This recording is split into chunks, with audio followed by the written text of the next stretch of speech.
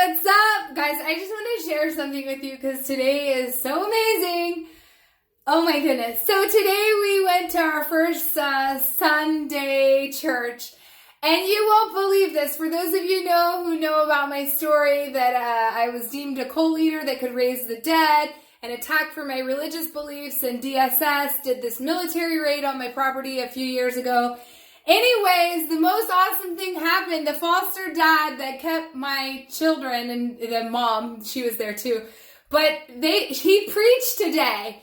And this church I started going to about,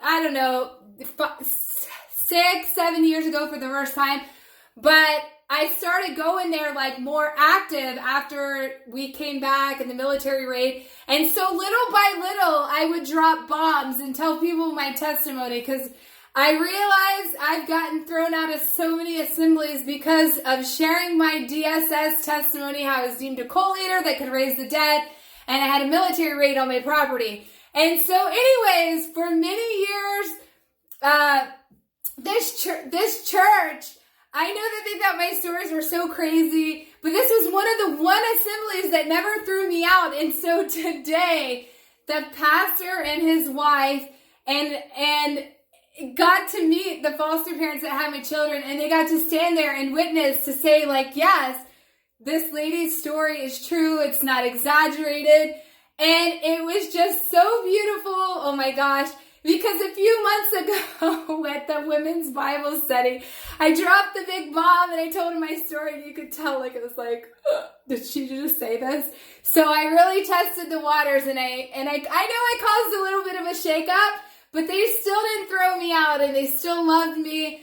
But anyways, I say this to say, if you have a testimony and you know the Most High is doing crazy things in your life and radical things, don't be afraid and ashamed to share it, because for years I've been sharing my story, and I've been thrown out of so many assemblies. I've been called so many names because nobody believes my wild stories.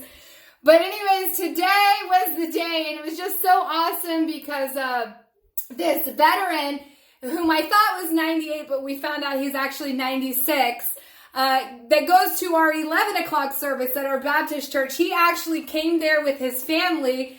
And so a few weeks ago, he took me out on a date because he wanted to know more about me. And I shared this DSS story because I was like, well, let me just put it all out there.